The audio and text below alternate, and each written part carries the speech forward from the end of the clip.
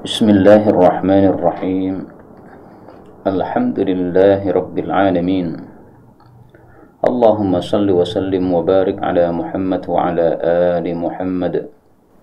Allahumma anfa'na bima 'allamtana wa 'allimna ma yanfa'una wa zidna ilma wa barik lana fi ilmina warzuqna al-ikhlasa fil qawli wal 'amali kamila wa ilman nafi'an la yunsa وتوفيقا دائما وصحة ويقينا وعافية. اللهم إنا نسألك الخير كله.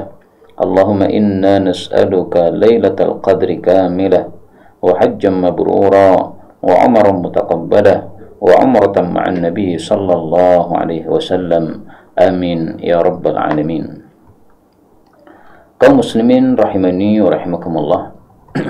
Alhamdulillah, telah kita kaji kitab Nurul Hidayah dan kita sudah sampai pada separuh kitab hadis yang ke-20. Maka insyaallah pada pertemuan sore ini kita lanjutkan 5 hadis lagi dari hadis 21 sampai hadis 25 insyaallah taala. Pada pertemuan yang lalu sudah kita bahas kondisi mahsyar.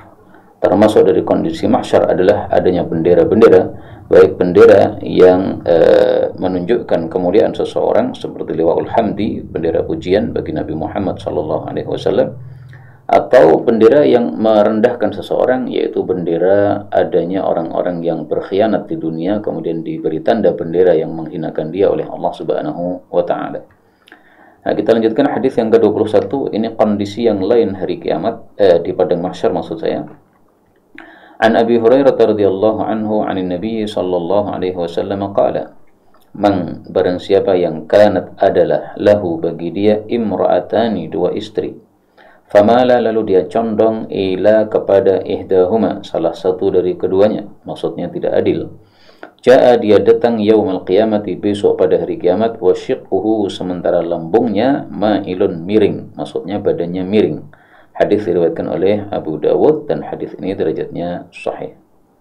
Nah, ini salah satu kondisi di padang mahsyar di mana Allah Subhanahu wa taala kumpulkan manusia dalam bentuk yang berbeda-beda.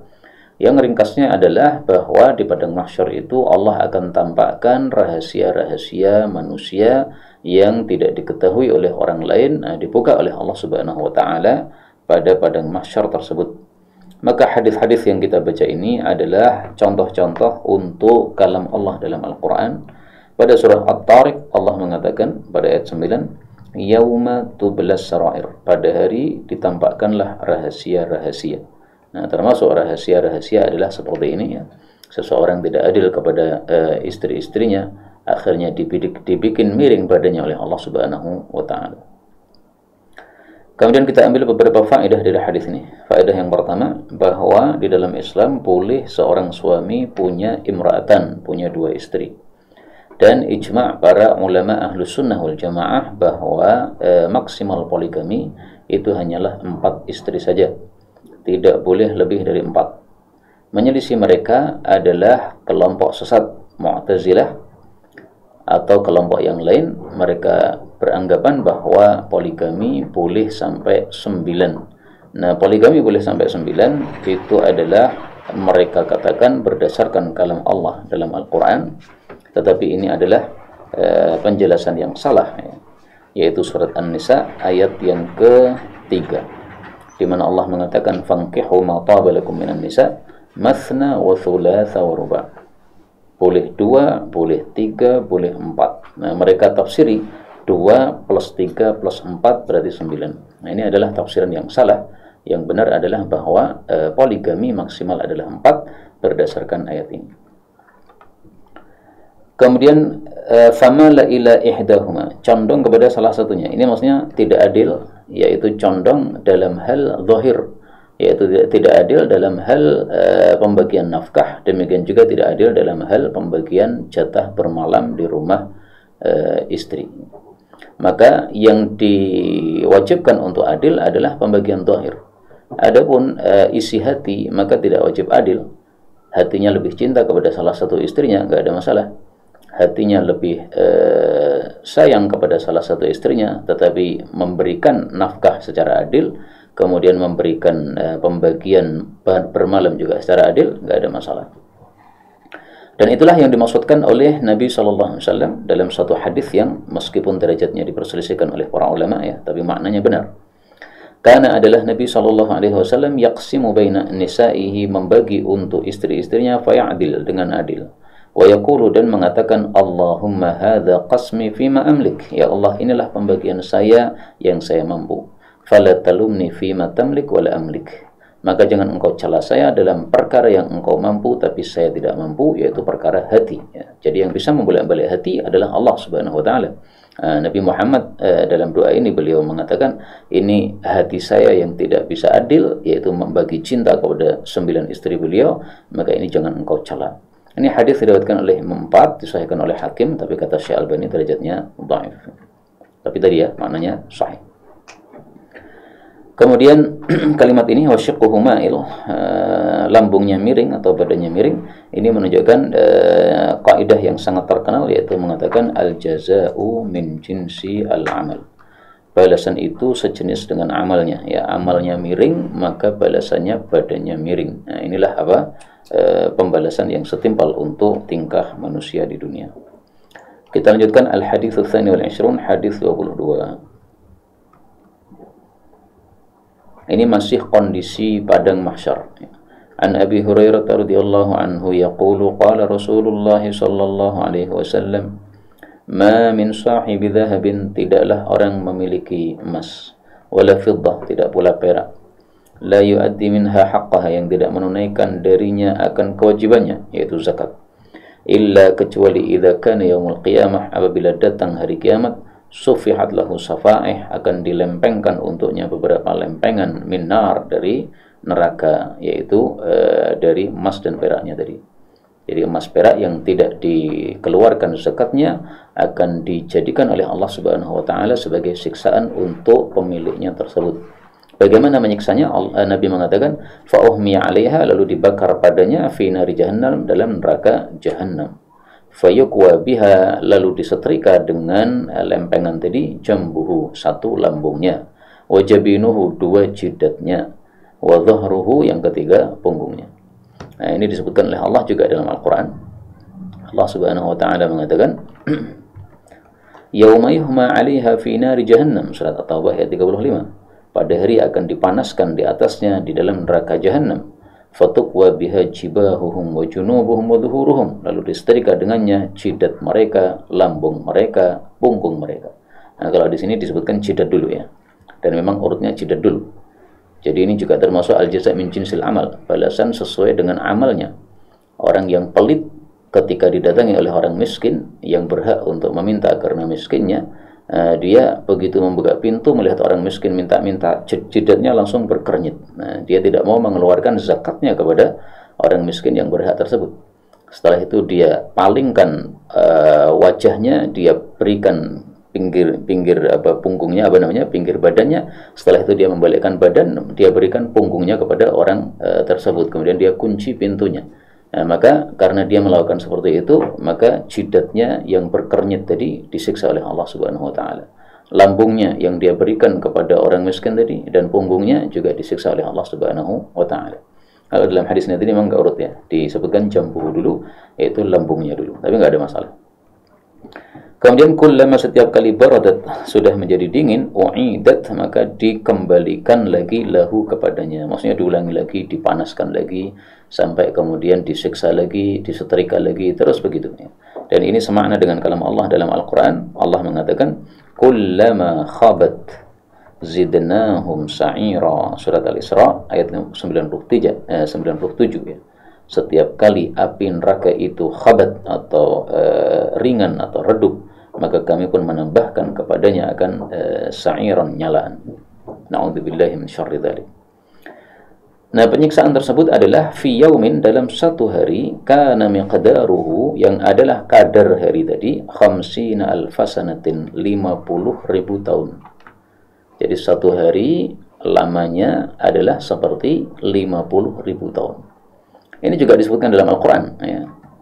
Dalam surat Al-Ma'arij ya, Allah Subhanahu wa ta'ala mengatakan, Surat Al-Ma'arij ayat 4, ta'rujul malaikatu warruhu ilaihi fi yaumin kana miqdaruhu 50,000 sanah. Malaikat dan roh naik kepada Allah pada satu hari yang kadarnya itu seperti 50.000 tahun. Nah, apa maksudnya satu hari kadarnya seperti 50.000 tahun? Kita buka di sini tafsir Ibnu Abi Zamanin. Beliau mengatakan, yakni yaumul qiyamah. Yang dimaksud adalah hari kiamat. Jadi kadarnya satu hari kiamat sama dengan apa?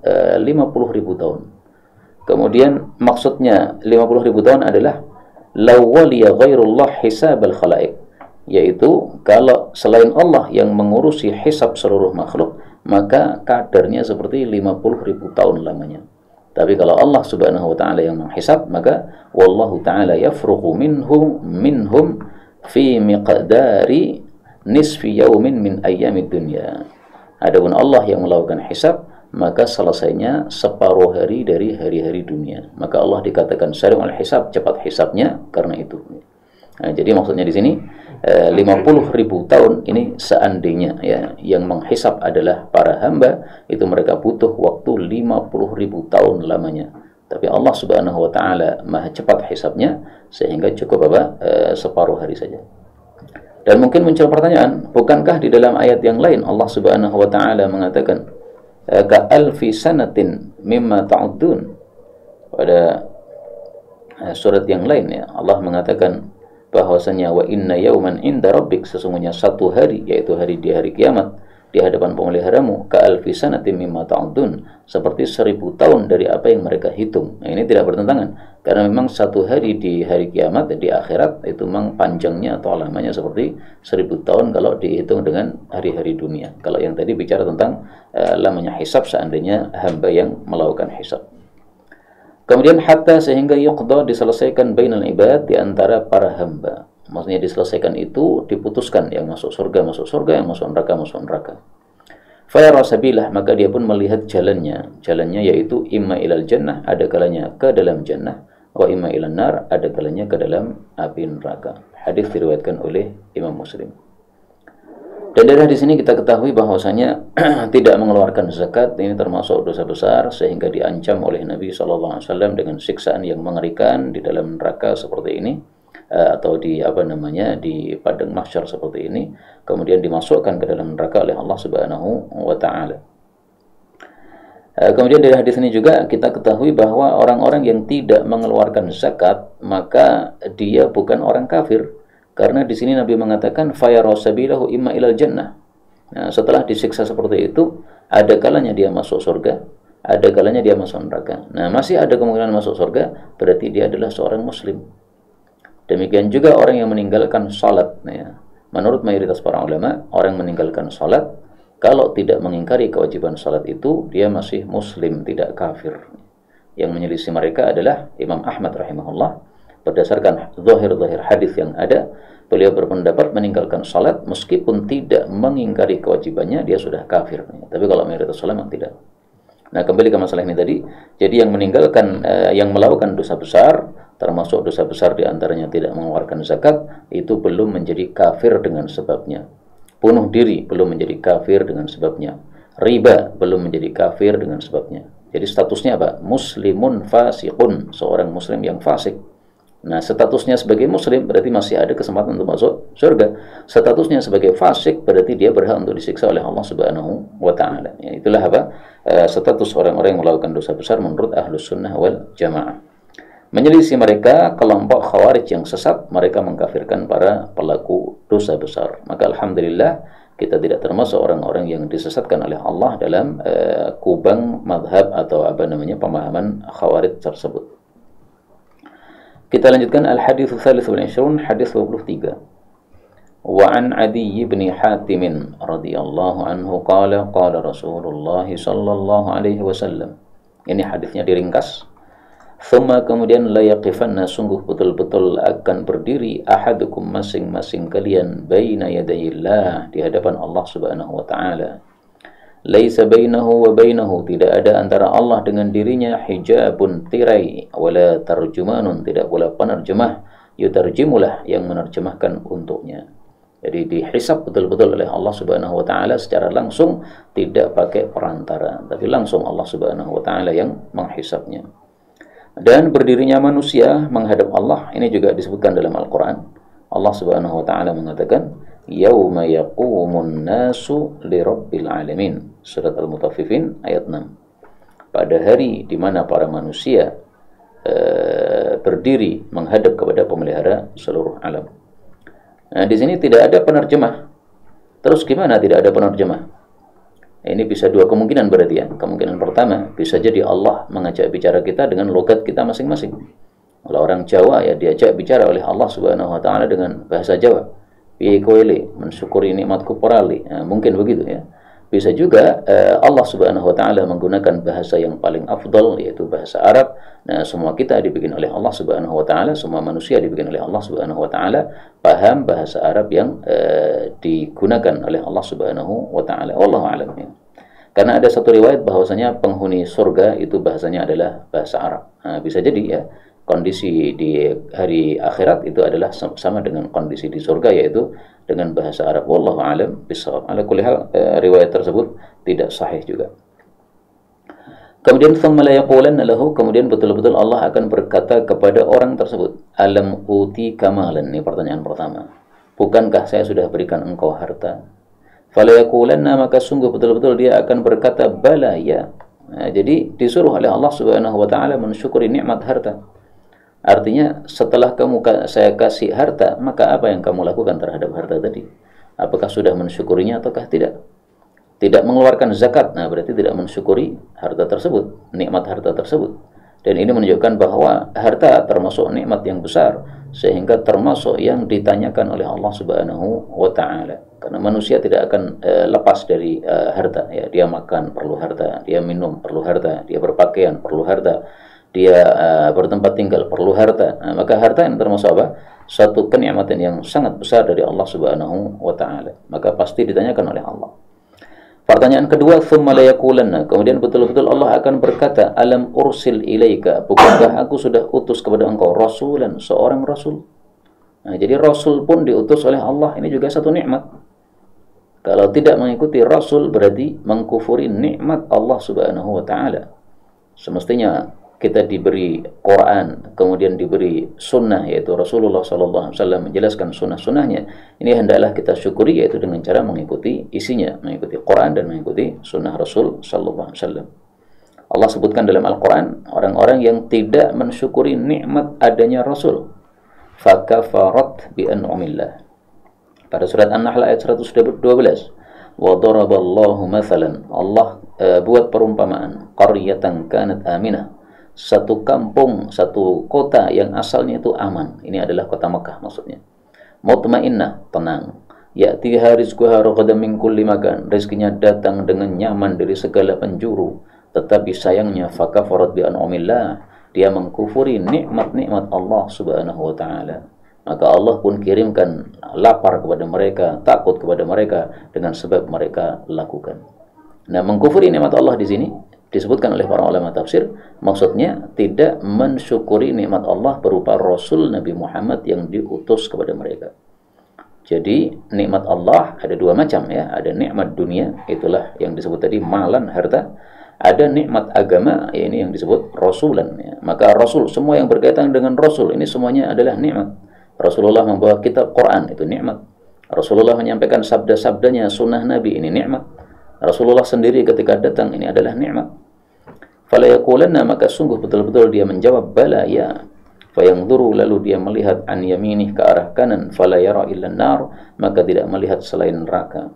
Thumma yanzuru an shimalih, kemudian melihat ke kirinya, fala yara illa nar, maka dia tidak melihat kecuali neraka ya. Jadi kanan kiri semuanya neraka. Maka Rasulullah berpesan, falyattaqiyanna, maka hendaklah betul-betul menjaga diri, ahadukum, masing-masing kalian, an-nara, dari api neraka, walau meskipun bisyik kita meratin, dengan separuh kurma. Maksudnya sedekahlah, karena sedekah itu bisa menjaga dari api neraka. Sedekah menjaga dari api neraka disebutkan secara tegas di dalam satu hadis. Fikakukum, tasaddaqu, bersedekahlah kalian, fa inna sadaqah, karena sesungguhnya sedekah itu fikakukum minan nar, membebaskan kalian dari neraka. Hadis riwayat Tabarani, tapi derajatnya dhaif. Tapi meskipun derajatnya dhaif, maknanya sahih karena sesuai dengan hadis sahih yang kita baca ini. Nah, maka sebisa mungkin ini nanti bulan Ramadan, ya, ini sudah hari Rabu, kemudian malam Kamis ini insya Allah sudah masuk Ramadan, 1 Ramadan, tapi masih menunggu ya. Karena sebagian kalender menuliskan bahwa hari ini, hari Rabu, ini adalah tanggal 29 Sya'ban. Nah, kalau betul ini tanggal 29 Sya'ban, berarti kita masih melakukan Ru'yatul Hilal hari ini. Kalau nanti tampak hilal, berarti besok adalah Ramadan, Kamis adalah Ramadan. Kalau ternyata tidak tampak hilal, berarti Ramadan adalah Jumat. Tapi sebagian kalender menuliskan bahwa hari ini sudah 30 Sya'ban. Nah, kalau benar bahwa hari ini sudah 30 Sya'ban, berarti mau nggak mau Kamis itu harus 1 Ramadan ya, karena tidak mungkin ada 31 Sya'ban. Guru-guru kami menganggap bahwa hari ini masih ada tanggal 29 Sya'ban ya, sehingga masih kita melakukan Ru'yatul Hilal pada sore hari ini. Kalau keputusan melihat hilal terlihat, berarti Kamis adalah Ramadan. Kalau tidak terlihat, berarti apa? Masih digenapkan menjadi 30 hari. Tapi tunggu saja ya, informasi yang lebih valid. Ini hanya sekedar apa yang saya paham dari kondisi untuk sekarang ini. Baik, kembali ke masalah tadi ya. Ini bulan Ramadan, maka marilah kita perbanyak sedekah, karena sedekah bisa menjaga dari api neraka. Walau bisyikki tamrah, meskipun hanya dengan separuh kurma. Maksudnya sebisa mungkin, sebisanya sedekah itu. Bisanya separuh kurma, nggak ada masalah. Karena meskipun hanya kita punya 1 kurma, kemudian kita belah, 1 kita makan, 1 kita kasihkan orang, sesuatu yang kita kasihkan orang itu meskipun sedikit tetap ada manfaatnya. Orang lapar ya, makan separuh kurma, sudah mending daripada tidak makan apa-apa. Karena setelah makan separuh kurma, kemudian dia minum, nah ini sudah merasakan apa? Kenyamanan di dalam perutnya meskipun hanya sedikit. Maka tetap ada manfaatnya. Rasul katakan, fa'illam yajid, kalau dia tidak mendapati, fabi kalimatin thayyibah, maka dengan kalimat yang baik. Artinya sedekah itu tidak harus berupa barang ya. Sedekah itu apapun amal baik itu adalah bernilai sedekah, yaitu mendapatkan pahala seperti pahala sedekah. Sebagaimana sabda Nabi sallallahu alaihi wasallam, beliau mengatakan kullu ma'rufin shadaqatun, setiap perbuatan baik itu adalah sedekah. Kullu ma'rufin, dan setiap perbuatan baik itu adalah shadaqatun, sedekah. Dan ini hadisnya sahih riwayat Al-Imam At-Tabarani. Nah, maka termasuk perbuatan baik adalah kalimatin thayyibah, kalimat yang baik. Kalimat yang baik ada 2 macam. Pertama, kalimat yang baik zatnya, yaitu kita mengatakan la ilaha illallah, subhanallah, walhamdulillah. Ini zatnya adalah baik. Mau dibaca dengan pelan, mau dibaca dengan keras, itu zatnya sudah baik. Yang kedua, kalimat yang baik yaitu sifatnya yang baik ya. Jadi misalnya ngomong kepada seseorang dengan lembut, nah ini sifatnya yang baik.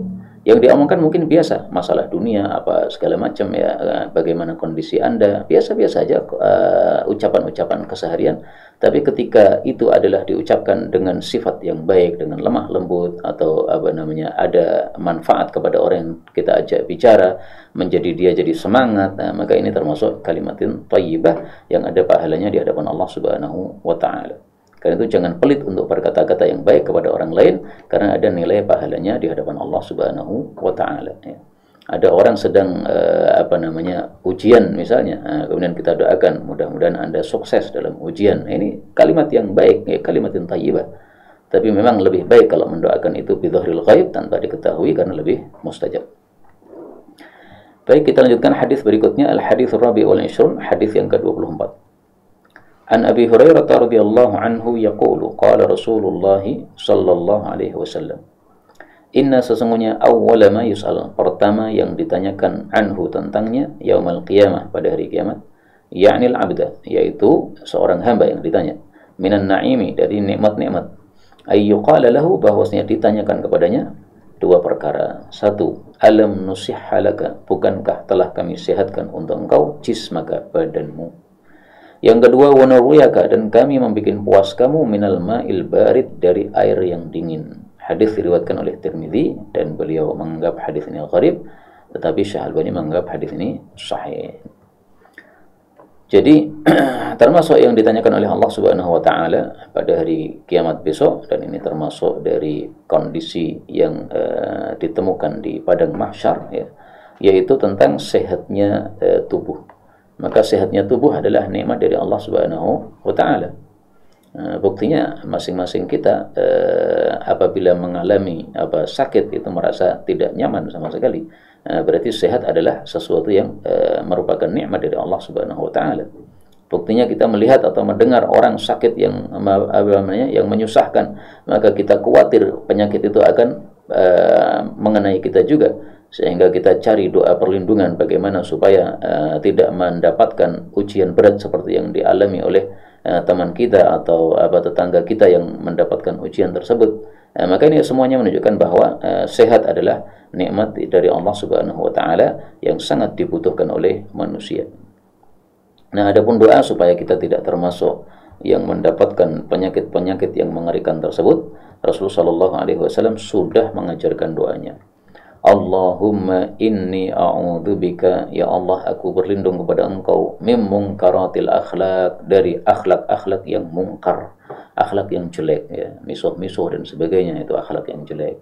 Wal a'mal, amal-amal yang mungkar. Wal ahwa, nafsu-nafsu yang mungkar. Jadi nafsu ada yang baik, ada yang buruk, ya. Ada orang nafsunya itu khataman Quran, ada orang nafsunya itu khataman kitab, ada orang nafsunya itu menyebarkan kebaikan, bersedekah dan sebagainya. Tapi ada nafsunya yang buruk, maksiat. Wal adwa, dan penyakit-penyakit yang mungkar. Jadi penyakit ada yang mungkar, ada yang biasa. Kalau Anda batuk, pilek, pusing, itu udah biasalah, ya, nggak ada masalah. Itu semuanya menggugurkan dosa-dosa, dan memang kita sebagai muslim perlu untuk mengalami penyakit-penyakit kecil begitu. Karena kalau tidak pernah sakit sama sekali, dosanya numpuk, nggak diampuni oleh Allah Subhanahu wa taala. Naudzubillah. Tapi kita berlindung dari penyakit-penyakit yang mungkar, ya, penyakit-penyakit yang mengerikan, yang menyebabkan orang sangat keberatan untuk menghadapinya. Tidak bisa bangun dari tempat tidurnya bertahun-tahun misalnya, atau stroke dan sebagainya. Itu penyakit-penyakit yang mungkar. Tapi bukan berarti kalau kita mendapatkan penyakit yang mungkar itu Allah tidak ridha sama kita, sama sekali tidak, ya. Jadi tetap kita disyaratkan untuk berlindung dari penyakit-penyakit yang mungkar, tapi takdir Allah tidak akan lepas. Siapa yang ditakdirkan mendapatkan penyakit ini hendaklah bersabar. Allah Subhanahu wa taala berkehendak baik terhadap hambanya, semua hambanya. Hadis ini riwayat Tirmidzi dan hadis ini derajatnya sahih. Kemudian nikmat yang lain adalah, yang sangat penting adalah air. Karena air ini adalah sumber kehidupan segala makhluk hidup. Sebagaimana disebutkan oleh Allah dalam Al-Quran. وَجَعَلْنَا مِنَ الْمَاءِ كُلَّ شَيْءٍ حَيٍّ أَفَلَا يُؤْمِنُونَ. Surat Al-Anbiya ayat 30. Dan kami telah menjadikan atau menciptakan dari air segala sesuatu yang hidup. Nah, maka tidak ada sesuatu yang hidup kecuali membutuhkan air. Manusia hidup kan, butuh air. Pohon hidup, butuh air. Semua yang hidup butuh air. Maka ini termasuk nikmat yang sangat besar. Apalagi al-barid, ya, air yang dingin. Karena air dingin kita minum menyegarkan. Berbeda dengan air panas, ya, kita tidak bisa menikmatinya kecuali kalau ditambahi kopi dan sebagainya. Nah, tapi secara umum, air dingin itulah yang lebih menyegarkan untuk orang yang minum. Dan disebutkan dalam hadis yang sahih bahwa minuman yang paling disukai oleh Nabi Shallallahu Alaihi Wasallam adalah al-hulwul barid, yang dingin, yang manis. Karena adalah ahabbus syarabi ilaih, minuman paling dicintai oleh Nabi adalah al-hulwul barid, manis dingin. Hadis riwayat Tirmidzi, derajatnya sahih.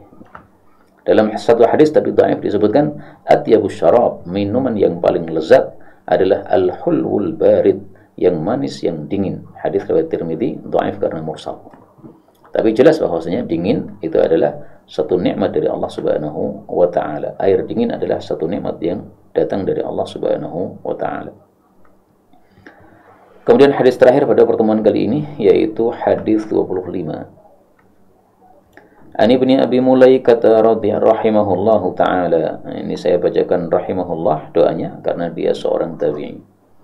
Anna Aisyah, bahwasanya Aisyah zaujan Nabi, istrinya Nabi sallallahu alaihi wasallam, kanat adalah Aisyah la tasma'u, tidaklah mendengar syai'an sesuatu, la ta'rifuh, yang dia tidak memahaminya, illa raja'at fih, kecuali dia bertanya dalam hal di dalam perkara tersebut, hatta ta'rifah, sampai dia pun memahaminya. Nah, ini kalimatnya kita komentari dulu ya per kalimat per kalimat. Ini menunjukkan bahwasanya seseorang kalau mendengar sesuatu yang tidak paham, maka hendaklah tidak dilewatkan begitu saja, tetapi hendaklah ditanyakan. Karena kunci ilmu adalah bertanya, sebagaimana disebutkan oleh para ulama bahwasanya al-ilmu khazain. Ilmu itu adalah gudang-gudang. Wa miftahuha su'al. Adapun kuncinya gudang tadi adalah bertanya. Fasadu yarhamkumullah. Maka bertanyalah, semoga Allah rahmati kalian. Fa innahu yu'jaru fihi arba'ah. Mendapat pahala dengan sebab bertanya 4 orang. Pertama as-sa'il, yang bertanya mendapat pahala karena dia punya usaha untuk mendapatkan ilmu. Yang kedua wal muallim, orang yang mengajarkan, yaitu yang memberikan jawaban. Yang ketiga al-mustami, yang mendengarkan. Nah, jadi dia tidak bertanya tapi dia mendengarkan. Nah, maka kalau ada pertanyaan didengarkan ya. Meskipun Anda tidak membutuhkan kepada pertanyaan tadi, tapi yang bertanya adalah orang lain. Nah, dengarkan. Karena bisa jadi pertanyaan itu nanti Anda membutuhkannya pada waktu yang lain. Wal muhibbu lahum, dan orang yang mencintai terhadap mereka yang mempelajari ilmu tersebut. Hadis riwayat Abu Nuaim tapi derajatnya dhaif, bahkan kata Syekh Albani palsu ya. Maka saya katakan ini bukan sabda Nabi, ini hanya perkataan para ulama rahimahumullahu taala. Baik, kita lanjutkan. Aisyah kalau tidak paham maka selalu bertanya. Nah, dalam satu kasus wa anna nabiyya sallallahu alaihi wasallam qala, pernah Nabi bersabda, man husiba, barang siapa yang dihisab, ini masih bicara tentang hisab, udziba, pasti disiksa oleh Allah Subhanahu wa taala. Nah, maka langsung Aisyah itu nggak paham, loh gimana ini? Dihisab pasti disiksa. Qalat Aisyah, Aisyah berkata, faqultu, maka saya bertanya, awalaysa yaqulullahu ta'ala, bukankah Allah sudah berkalam dalam Quran, fasawfa yuhasabu hisaban yasira, maka dia akan dihisab dengan hisab yang mudah. Jadi kata-kata hisab yang mudah ini bertentangan dengan sabda Nabi tadi, siapa yang dihisab pasti disiksa. Kalau disiksa berarti nggak mudah dong. Nah, maka ini kalimat hisab yasira bagi Aisyah adalah muskilah, atau hadis tadi muskilah, bertentangan dengan ayat ini. Qalat, Aisyah mengatakan, faqala, maka Rasul bersabda, innama dzaliki, tiada lain hisab yang mudah tersebut adalah al-ardu, dihadapkan, walakin, akan tetapi, man nuqishal hisab, barang siapa yang diteliti hisabnya, yahlik, dia pasti binasa. Hadis diriwayatkan oleh al-Imam Al-Bukhari. Jadi hisab itu ada dua macam. Ada yang hisab betul-betul, diteliti betul-betul. Ini kamu lakukan dosa ini. Ini kamu lakukan dosa ini. Ini mau kamu lakukan dosa ini. Maka ini semuanya siksanya ini. Nah, setiap dosa ada siksanya. Nah, ini berarti yahlik. Tapi kalau ard ya dihadapkan saja ya. Itu maksudnya ditampakkan ya. Ini dosa-dosa kamu lakukan di dunia, tapi saya ampuni sekarang ini di akhirat. Nah, maka dosa-dosanya kemudian dihapus oleh Allah Subhanahu wa taala. Jadi hanya ardun, hanya ditampakkan, ditampilkan saja. Akhirnya dia mengakui, betul ya Allah, saya melakukan dosa-dosa tersebut. Nah, terus diampuni oleh Allah Subhanahu wa taala, maka itulah yang disebut sebagai hisabai yasira. Makanya banyak orang ketika membaca ayat itu surat Al-Ghasyiyah ya. Kemudian dia mengatakan Allahumma hasibni hisabai yasira, yaitu pada ayat thumma inna alaina hisabahum, surat Al-Ghasyiyah ayat 26.